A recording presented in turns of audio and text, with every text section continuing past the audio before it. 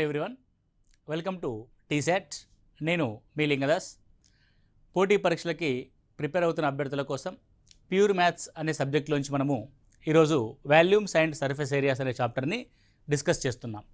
ఇంతకుముందు క్లాసుల్లో volumes and surface ఏరియాకి సంబంధించి వివిధ 3D ఆకృతుల యొక్క వైశాల్యాలు, ఘనపరిమాణాలు ఏ విధంగా కనుక్కుంటామని ఆ ఫార్ములాస్ని, వాటిని ఏ విధంగా గుర్తుంచుకోవాలన్న అంశాన్ని కూడా మనం డిస్కస్ చేసాం.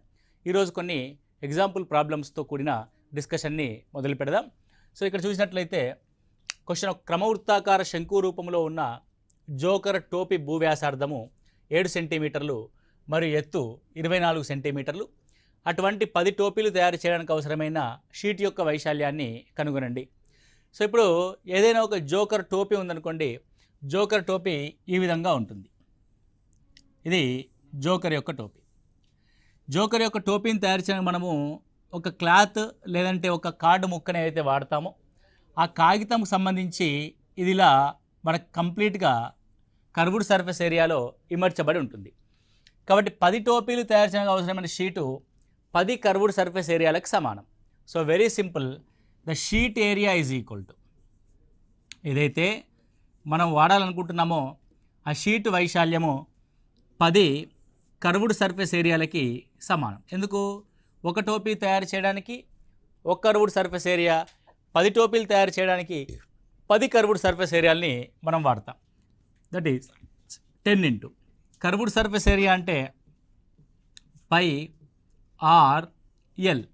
సో పై అంటే వాల్యూ 22/7, ఆర్ అంటే వ్యాసార్థము, ఎల్ అంటే దాని యొక్క ఏటవాలు ఎత్తు. ఇక్కడ చూడండి, భూ వ్యాసార్థము 7 సెంటీమీటర్స్ అని ఇచ్చాడు, ఇది 7 సెంటీమీటర్ల విలువ. దాని యొక్క ఎత్తు 24 సెంటీమీటర్లను ఇచ్చాడు, దీని యొక్క విలువ 24 సెంటీమీటర్లు. 7,24 ఉన్న ఈ ఏటవాలు ఎత్తు యొక్క విలువ ఏమవుతుందంటే 25 సెంటీమీటర్లు అవుతుంది, 25 సెంటీమీటర్స్. ఎందుకంటే 7, 24, 25 అనేది లంబకోణ త్రిభుజం యొక్క వాల్యూ కాబట్టి L is equal to 25 centimetres. కాబట్టి ఇప్పుడు మనం సబ్స్టిట్యూట్ చేయాల్సిన value 10 into 22/7 into R 7 into L again 25. So now both R cancel. సో 25 2s are 50, 25 2s are 50. So 5500 centimetre square అనే వాల్యూ కలిగిన షీట్ మనకి అవసరం ఉంటుంది. అయితే ఇది శంకువుకు సంబంధించిన విషయాలు. మనం గత క్లాస్లో కూడా శంకువు గురించి డీటెయిల్గా మనము డిస్కస్ చేసి ఉన్నాం. సో ఈరోజు మనము గోళం యొక్క అంశాన్ని కనుక డిస్కస్ చేసినట్లయితే, సో ఇక్కడ దేని గురించి మాట్లాడుతున్నాడు క్వశ్చను? గోళం గురించి మాట్లాడడం జరిగింది. సో క్రింది వ్యాసం కలిగిన గోళం యొక్క ఉపరితల వైశాల్యాన్ని కనుగొనండి. ఏదైనా ఒక గోళం ఉందనుకోండి, ఇలా బాల్ ఆకారం ఉంది కదా, బాల్ కానీ లడ్డు కానీ ఇలా ఉన్న వాటిని ఏమంటారంటే మనము గోళము అని అంటాం. సో గోళం యొక్క సర్ఫేస్ ఏరియా ఏమవుతుంది? దాన్ని ఉపరితల వైశాల్యం అని పేర్కొంటాం, surface area. So surface area యొక్క formula simply 4πr². So where r as a radius, r అనేది వ్యాసార్థాన్ని కలిగి ఉంటుంది. సో ఆర్ అంటే ఏంది? వ్యాసార్థం. కానీ ప్రశ్నలో మనకేమి ఇచ్చారంటే వ్యాసము కలిగిన అన్నాడు. కాబట్టి ఎగ్జామినేషన్ హాల్లో మీరు జాగ్రత్తగా గమనించాల్సింది ఏంటంటే ప్రశ్నలో వ్యాసం ఇస్తున్నాడా, వ్యాసార్థం ఇస్తున్నాడా అన్నది మీరు గమనించవలసి ఉంటుంది. సో వ్యాసము ఇచ్చాడు కాబట్టి, వ్యాసం diameter D is equal to ఇచ్చాడు కాబట్టి మనం ఆర్ యొక్క విలువను ఏ విధంగా రాస్తామంటే ఆర్ యొక్క విలువ డీలో సగంగా రాస్తాం. ఓకే, ఇప్పుడు ఫస్ట్ క్వశ్చన్ గమనిస్తే, so diameter D is equal to 14 centimetres ఇవ్వడం జరిగింది. మరి రేడియస్ ఏమవుద్దంటే 7 సెంటీమీటర్స్ అవుద్ది. What is the radius? 7 centimetres అవుతుంది. అంటే డయామీటర్ 14 అయితే వ్యాసం 14 అయితే వ్యాసార్థము 7 సెంటీమీటర్లు. ఇప్పుడు కనుక మనము దీని యొక్క ఆన్సర్ ఏంటి? కర్వ్డ్ సర్ఫేస్ ఏరియా మనకు కావాలి కాబట్టి, లేదంటే టోటల్ సర్ఫేస్ ఏరియా అన్నా, కర్వ్డ్ సర్ఫేస్ ఏరియా అన్నా, గోళంలో ఉపరితల వైశాల్యం అన్నా, గోళంలో వక్రతల వైశాల్యం అన్నా ఒకటే. Okay, so curved surface area మనము 4 ఇంటూ పై యొక్క విలువని 22/7గా రాస్తాం, ఆర్ యొక్క విలువని 7 ఇంటూ 7, ఎందుకంటే ఫార్ములాలో 4πr² అనే అంశం ఉంది కాబట్టి 7 cancel. So 88 into 7s, so 7 8s 56, 7 8s 56 plus 5 616 centimeter square. So what is the surface area? 616 centimetre స్క్వేర్కి సమానం. ఇప్పుడు రెండవ ప్రశ్నని నేను చేస్తాను. రెండవ ప్రశ్నలో డయామీటర్ 21 సెంటీమీటర్స్ ఉంది. Okay, that radius r is equal to 21లో సగం అవుతుంది, 21/2 సెంటీమీటర్స్ అవుతుంది. మీరు ఎట్టి పరిస్థితుల్లో కూడా డెసిమల్లోకి వెళ్ళకండి. డెసిమల్లోకి వెళ్తే మీకు క్యాలిక్యులేషన్ కాంప్లికేట్ అవుతుంది. కాబట్టి డెసిమల్ని కాకుండా ఫ్రాక్షన్ మీద వెళ్ళండి. సో అప్పుడు క్యాన్సిలేషన్ పార్ట్ అనేది ఈజీగా అవుతుంది. సో 21/2గా మనం దాన్ని రాస్తాం. So now again we substitute the value in formula.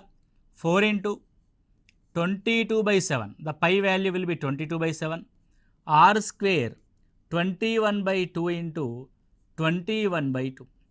So 2 2s are 4, 7 3s are 21. So 22 into 21, what is the value of 22 into 21?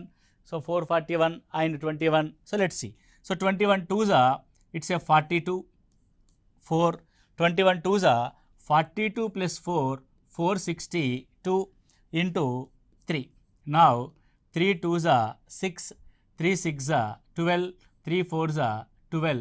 So 1326 centimeter square. Okay, in the calculation part. So మీరేం చేస్తారంటే, so find out the surface area which is the diameter as 3.5 metres. Okay, మీరు కనుక్కోవడానికి ప్రయత్నం చేయండి. 3.5 metres diameter ఉంటే ఏం చేయాలి, దాన్ని 3.5లో సగాన్ని మనం రేడియస్గా రాసి ఫార్ములాలు సబ్స్టిట్యూట్ చేస్తారు, మీకు ఆన్సర్ వచ్చేస్తుంది. నెక్స్ట్ క్వశ్చన్కి వెళ్తే 10 సెంటీమీటర్ల వ్యాసార్థం గల అర్ధగోళం యొక్క సంపూర్ణతల వైశాల్యాన్ని కనుక్కోండి. ఎవరిని కనుక్కోమంటున్నాడు ఇక్కడ? అర్ధగోళం అంటే గోళం ఉంటే గోళంలో సగం, సో అర్ధగోళం. రైట్, ఇది అర్ధగోళంగా మనం ఇక్కడ చూస్తూ ఉన్నాం. రైట్, సో ఇప్పుడు మీకు అర్థమవడానికి ఏం చెప్తున్నారంటే, అర్ధగోళము అనేది ఏంటంటే గోళంలో సగము. ఇవి చూడండి, రెండు కలిపితే ఏమైనాయి? ఒక గోళం అయిపోయింది. అంటే రెండు అర్ధగోళాలు కలిపితే ఒక గోళమైంది. ఇప్పుడు దీని అంశాన్ని మనం జాగ్రత్తగా పరిశీలిస్తే, ఇప్పుడు ఇది గోళం యొక్క పూర్తి ఉపరితల వైశాల్యం. గోళం యొక్క పూర్తి ఉపరితల వైశాల్యం. ఈ గోళం యొక్క పూర్తి ఉపరితల వైశాల్యం యొక్క విలువ ఎంత మనకి? 4πr² అవుతుంది. ఏమవుతుంది? 4πr². ఇప్పుడు నేను ఏం చేస్తానంటే, ఈ గోళాన్ని అర్ధగోళంగా మారుస్తా. అంటే ఏం చేస్తా, సగం గోళాన్ని తీసేస్తాను నేను. సో సగం గోళాన్ని తీసేసినప్పుడు, రైట్ అండ్, సో సగం గోళం నేను తీసేసా, నాకు ఇప్పుడు సగం గోళం మాత్రమే మిగిలింది. మీరు జాగ్రత్తగా గమనించండి, ఈ పైనున్న 4πr²లో సగం మాత్రమే మిగిలింది. ఇది 2πr² అవుతుంది. అంటే ఏ పార్ట్? ఇగో ఈ రెడ్ కలర్ పార్ట్ మాత్రమే. ఇది 2πr² అవుతుంది. రైట్, మీరు జాగ్రత్తగా గమనిస్తే ఈ 2πr² మనం ఏమంటామంటే ఇక్కడ కర్వ్డ్ సర్ఫేస్ ఏరియా అంటాం. కర్వ్డ్ సర్ఫేస్, ఎందుకంటే వక్రంగా ఉన్న వైశాల్యం బయట వైపు కనబడుతుంది. అలాగే మనం గోళాన్ని సగానికి కట్ చేస్తే, యాపిల్ పండు ఉందనుకోండి, యాపిల్ని సగానికి కట్ చేస్తే ఆ కట్ చేసిన భాగం వద్ద ఒక వృత్తం ఏర్పడుతుంది. ఇగో ఈ విధంగా మనకు ఒక వృత్తం అనేది ఇక్కడ ఏర్పాటు కావడం జరిగింది. ఓకే, సో ఏదైతే ఒక వృత్తం అనేది మనకి ఇక్కడ ఏర్పడిందో, ఓకే, ఏమేర్పడుతుంది ఇక్కడ? ఒక వృత్తం అనేది మనకి ఇక్కడ ఏర్పాటు కావడం జరిగింది.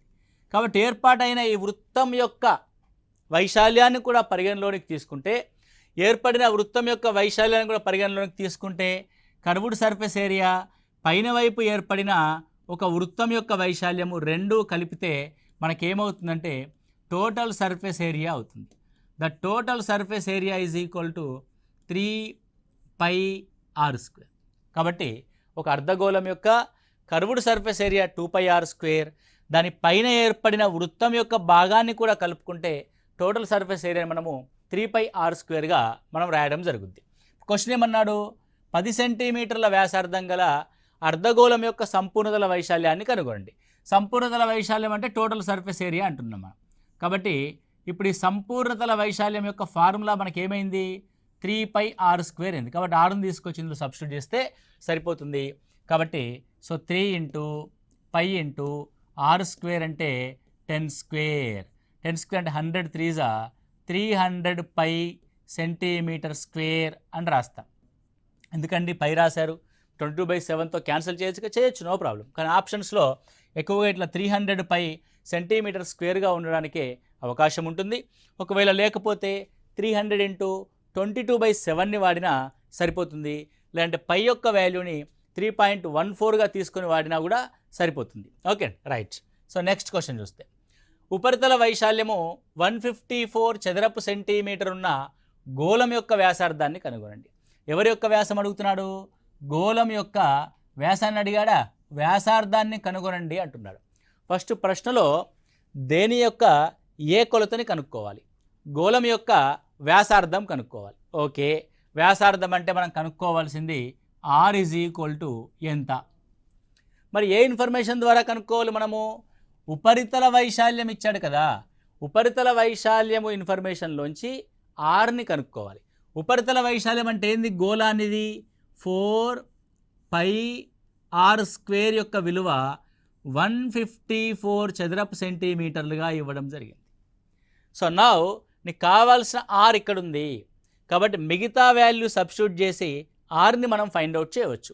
కాబట్టి 4 అంటే 4, పై అంటే 22/7, r² యొక్క value we need to find. This is 154. Okay, so 22 7s 154, 22 7s 154. 4 అనేది క్యాన్సిల్ అవ్వదు. సో 4 అనేది బయటికి వెళ్తుంది, 7 అనేది న్యూమరేటర్కి వస్తుంది. కాబట్టి r² = 7 × 7. న్యూమరేటర్లో ఉన్న 4 డినామినేటర్లోకి వస్తుంది. r = స్క్వేర్ అంటే సేమ్ నెంబర్ యొక్క మల్టిప్లికేషన్. సో r², ఎన్ని 2 సార్లు మల్టిప్లై చేసాం కాబట్టి 7. సో 4 అంటే 2 2s 4 కాబట్టి 7/2 సెంటీమీటర్స్. 7/2 ఇస్ నథింగ్ బట్ 7లో సగం 3.5 సెంటీమీటర్స్గా మనం రాస్తాం. సో కనుక్కోవాల్సిన అంశం నుంచి మనం తెలుసుకోవాల్సిన అంశం ఉందా లేదా అన్నది మనం చూడాల్సి ఉంటుంది. అంటే ఇచ్చిన అంశంలోంచి కనుక్కోవాల్సిన అంశానికి మన యొక్క ట్రావెలింగ్ అనేది జరిగింది. Very simple calculation part. Next విషయాన్ని కనుక గమనిస్తే, ఒక చంద్రుని వ్యాసం అంటే చంద్రుని యొక్క వ్యాసము భూమి యొక్క వ్యాసంలో సుమారు 4వ వంతు ఉంటుంది. వాటి ఉపరితల వైశాల్యాల నిష్పత్తిని కనుగొనండి. చంద్రుని యొక్క వ్యాసము ఎంత ఉంటుందట? భూమి యొక్క వ్యాసంలో 4వ వంతు ఉంటుందట. అంటే ఫర్ ఎగ్జాంపుల్ భూవ్యాసము డి అనుకోండి, క్యాపిటల్ డి రాద్దాం, అంటే D1 అందాం. సో భూవ్యాసము డి అయితే చంద్రుని వ్యాసం ఏమవుతుంది? చంద్రుని వ్యాసము భూవ్యాసంలో 4వ వంతు. 4 రెట్లు అంటే 4తో మల్టిప్లై చేయాలి. 4వ వంతు అంటే 4తో డివైడ్ చేయాలి. అంటే డిలో 4వ వంతు. ఓకే, సో ఇప్పుడు మనం కనుక్కోవాల్సింది ఉపరితల వైశాల్యాల యొక్క నిష్పత్తి. ఉపరితల వైశాల్యం అంటే ఫార్ములా ఏంటంటే 4πr². అంటే r²ని మనం ఇక్కడ తీసుకోవాల్సి ఉంటుంది. అంటే 4πr². సో r అంటే ఏంది? డిలో సగం. కాబట్టి భూవ్యాసమైన డిని ఆర్లోకి మారిస్తే d/2 అవుతుంది. చంద్రుని వ్యాసమైన d/4ని ఆర్లోకి మారిస్తే అందులో సగం అవుతుంది. d/4లో సగం అంటే d/8 అవుతుంది. కాబట్టి దిస్ ఈజ్ ద r1 భూవ్యాసము, దిస్ ఈజ్ ద r2 చంద్రుని యొక్క వ్యాసం. రెండిటి యొక్క ఉపరితల వైశాల్యాల యొక్క నిష్పత్తిని కనుక్కోవాలి. ఇక్కడ మీరు జాగ్రత్తగా గమనిస్తే ఆప్షన్స్లో ఆర్డర్స్ డిఫరెంట్గా ఉంటాయి. ఓకే, ఆర్డర్ అంటే ప్రశ్నలో ఏదైతే ఆర్డర్ ఇచ్చాడో అదే ఆర్డర్ని మనం మెన్షన్ చేయాలి. ఫస్ట్ చంద్రుని వ్యాసం గురించి మాట్లాడుతున్నాడు, అది భూ యొక్క వ్యాసంలో అంటున్నాడు. అంటే ఫస్ట్ ఎవరున్నారు?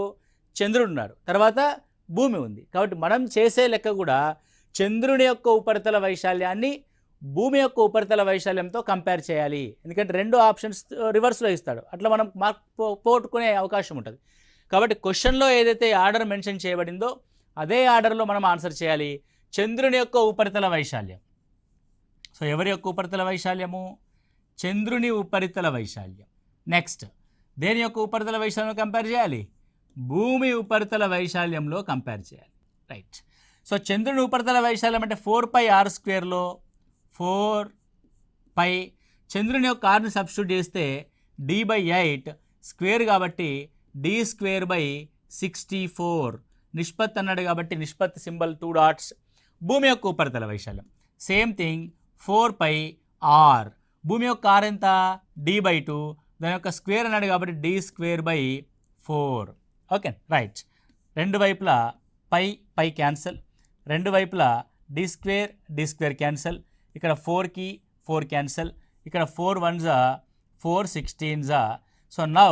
సో ద రెండిటి యొక్క రేషియో 1/16:1 వచ్చింది. ఏమొచ్చింది ఇక్కడ 1/16:1 వచ్చింది. రేషియో ఎప్పుడు కూడా ఫ్రాక్షన్స్లో చూపించకుండా దాన్ని సింప్లిఫై చేసి చూపించాలి. కాబట్టి 1 ఇక్కడ పెట్టి 16ని అవతల తీసుకెళ్తే సో 1:16 అవుతుంది. కాబట్టి చంద్రుని యొక్క ఉపరితల వైశాల్యము, భూమి యొక్క ఉపరితల వైశాల్య నిష్పత్తి ఎంత 1:16. అప్పుడప్పుడు ఇదే ప్రశ్న ఏమంటాడంటే స్టేట్మెంట్ రూపంలో మనకు క్వశ్చన్ అడుగుతాడు. చంద్రుని యొక్క వ్యాసము భూవ్యాసంలో సుమారు 4వ వంతు ఉంటే చంద్రుని యొక్క ఉపరితల వైశాల్యము భూ ఉపరితల వైశాల్యంలో ఎన్నో వంతు ఉంటుంది. అప్పుడు మనం ఏమని రాస్తాం స్టేట్మెంటు, చంద్రుని ఉపరితల వైశాల్యము భూ ఉపరితల వైశాల్యంలో ఎన్నో వంతు ఉంది? 16 అంటే 16వ వంతు ఉంది. 16వ వంతు ఉంది. ఓకే, ఈ విధంగా మనం చూస్తాం. రైట్. ఇక్కడ this is the process to solve the problem. కానీ ఇక్కడ ఒక చిన్న హింట్ని మీరు గుర్తుపెట్టుకోండి. ఏవైనా రెండు గోళాలని కంపేర్ చేయాల్సి వచ్చినప్పుడు కానీ, ఏవైనా రెండు ఘనాలని కంపేర్ చేయాల్సి వచ్చినప్పుడు కానీ మీరు గుర్తుపెట్టుకోవాల్సిన అవసరం లేదు. ఘనము గోళము చూడండి రెండు కూడా. సో ఘనానికి ఏముంటుందంటే భుజం ఉంటుంది. ఘనముకుండే కొలత ఏంటండి భుజం. భుజాన్ని మనము ఏ చే సూచిస్తాం. సో గోళానికి ఉండేది ఏంటంటే వ్యాసార్థము. అది వ్యాసం అవ్వచ్చు లేదంటే వ్యాసార్థం అవ్వచ్చు. సో వ్యాసం ఉంటే మనం వ్యాసార్థంలోకి మార్చేస్తాం. దీన్ని ఆర్ చే సూచిస్తాం. ఈ విధంగా రెండు ఘనాలని కంపేర్ చేయాల్సి వచ్చినప్పుడు, రెండు గోళాలని కంపేర్ చేయాల్సి వచ్చినప్పుడు ఉపరితల వైశాల్యాలు ఏమవుతాయి అని అంటే అది సంపూర్ణతల వైశాల్యం కావచ్చు లేదంటే వక్రతల వైశాల్యం కావచ్చు. ఉపరితల వైశాల్యాల నిష్పత్తి వాటి భుజాలకి స్క్వేర్లోను వర్గంలోను వ్యాసార్థాలకి వర్గంలోనూ ఉంటుంది. ఘనాలైతేనేమో a1² a2² ఉంటుంది. గోళాలైతేనేమో r1² r2² ఉంటుంది. ఇప్పుడు ఇక్కడ చూడండి సుమారు 4వ వంతు ఉంది అంటున్నాడు. 4 యొక్క స్క్వేర్ ఏంది 16. 16 అంటే ఏమో దాని సార్ అప్పుడు డైరెక్ట్గా 16వ వంతు ఉంటుంది. అయిపోయింది క్వశ్చన్. 4 యొక్క స్క్వేర్ ఎంత 16వ వంతు ఉంటుంది. అంటే చంద్రుని ఉపరితల వైశాల్యము భూ ఉపరితల వైశాల్యంలో 16వ వంతు ఉంటుంది. కాబట్టి when we comparison with moon to earth with this radius 1/16:1 16వ వంతు అంటే ఈ విధంగా రాస్తాం. దాన్ని సింప్లిఫై చేస్తే 1:16 అని రాస్తాం. అంటే ఎర్త్ 16 రెట్లు ఉంటుంది చంద్రుడికి అని అర్థం. చూడండి ఎంత చేయాల్సిన అవసరం లేదు, but it is a concept. నీ కాన్సెప్ట్ డెవలప్ అయితే నీకు ఇలాంటి హింట్స్ అనేటివి గుర్తుంటాయి. మరి వాటి ఘన పరిమాణాలు ఏ విధంగా ఉంటాయి అని ఒకసారి మనం రాస్తే, ఘన పరిమాణాలు వాటి భుజాల యొక్క నిష్పత్తులకు కానీ వాటి వ్యాసార్థాల యొక్క నిష్పత్తులకు కానీ ఘనంలో ఉంటాయి. భుజాల యొక్క నిష్పత్తులు ఏ విధంగా ఉంటాయంటే ఘనాల యొక్క ఘన పరిమాణాల యొక్క నిష్పత్తి కనుక మనం మాట్లాడితే ఘన పరిమాణాల యొక్క నిష్పత్తి వాటి యొక్క భుజాల యొక్క నిష్పత్తులకి ఘనములో అంటే క్యూబ్స్లో ఉంటుంది. లేదంటే ఇది ఘనంకి సంబంధించి లేదంటే గోళానికి సంబంధించి ఏం రాస్తాం మనము వ్యాసార్థాలకు సంబంధించిన ఘనంలో ఉంటుంది. r1³ r2³ మనం రాస్తాం. అంటే ఈ చిన్న విషయాన్ని మీరు గుర్తుపెట్టుకోవాలి అనుకోండి, క్వశ్చన్లో ఈజీగా సులువుగా 5 నుంచి 10 సెకండ్లో మనకు ఆన్సర్ వస్తుంది. రైట్. సో ఘనంలో భుజాల యొక్క నిష్పత్తి ఇచ్చినప్పుడు ఉపరితల వైశాల్యాల యొక్క నిష్పత్తి భుజాల యొక్క నిష్పత్తికి వర్గంలో ఉంటుంది. ఘనాల యొక్క ఘన పరిమాణాల నిష్పత్తి భుజాల యొక్క నిష్పత్తికి ఘనాల్లో ఉంటుంది. ఘనం అంటే క్యూబ్స్లో ఉంటుంది. సేమ్ ఇదే ఫార్ములా మనం గోళానికి కూడా అప్లై చేస్తాం. గోళాల యొక్క వ్యాసార్థాల నిష్పత్తి ఉన్నప్పుడు వాటి యొక్క ఉపరితల వైశాల్యాల యొక్క నిష్పత్తి వ్యాసార్థాల నిష్పత్తికి వర్గంలో ఉంటుంది. వాటి యొక్క ఘన పరిమాణాల నిష్పత్తికి ఘనంలో ఉంటుంది, క్యూబ్స్లో ఉంటుంది. Okay, very simple. Next one question చూస్తే, సో క్రమవృత్తాకార స్తూపము 6 వ్యాసార్థం కలిగిన గోళాన్ని ఇమర్చబడింది. Okay right. ఒక క్రమవృత్తాకార స్తూపంలో ఏముందట 6 వ్యాసార్థం కలిగిన గోళాన్ని ఇమర్చారంట. Okay right. ఇక్కడ మీరు గమనించండి, గోళం యొక్క ఉపరితల వైశాల్యం కనుగొనండి, గోళం యొక్క వక్రతల వైశాల్యం కనుగొనండి, 1 మరియు 2లో పొందిన వైశాల్యాల యొక్క నిష్పత్తిని కనుగొనండి. అంటే కంపారిజన్ బిట్వీన్ సిలిండర్ టు దాని ఏమంటారు స్పియర్ని మనం ఇక్కడ మాట్లాడుతున్నాం. ఇక్కడ మీకు క్లియర్గా ఫిగర్ ఉంది చూడండి. ఇక్కడ దీంట్లో ఇది స్తూపం యొక్క వ్యాసం అనుకోండి, సేమ్ థింగ్ గోళం యొక్క వ్యాసం కూడా సమానం అవుతుంది. అంటే స్తూపం యొక్క వ్యాసార్థం ఏదైతే r ఉందో గోళం యొక్క వ్యాసార్థం కూడా అంతే r ఉంటుంది. ఓకే.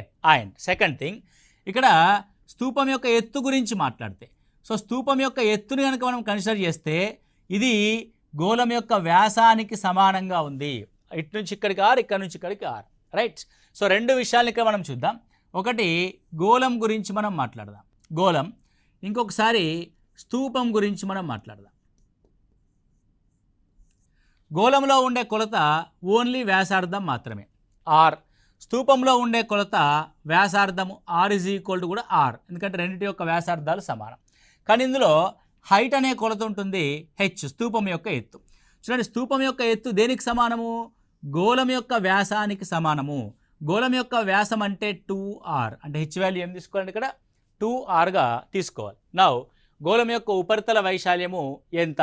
గోళం యొక్క ఉపరితల వైశాల్యం ఎంత? 4πr². This the first question of answer.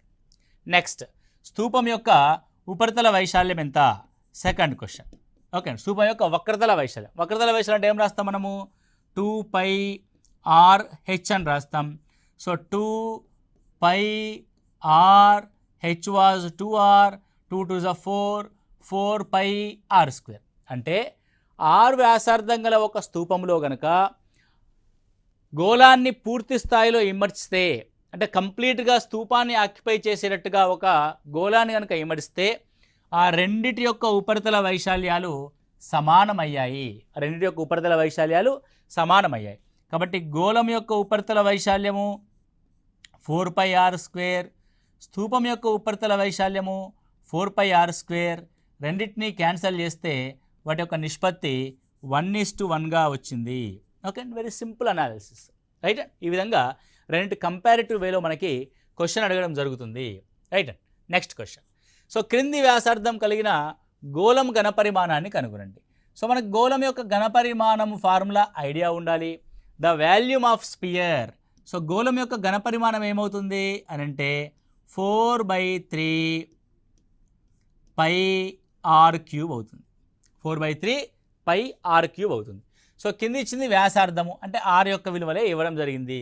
So let's conclude 4/3, π అంటే 22/7, r³ అంటే 7 × 7 × 7. So 7 7 cancel. 7 7 ఏమైందండి? Cancel. Now 49, 7 7s are 49, 4s are. So what is the 49 4s are?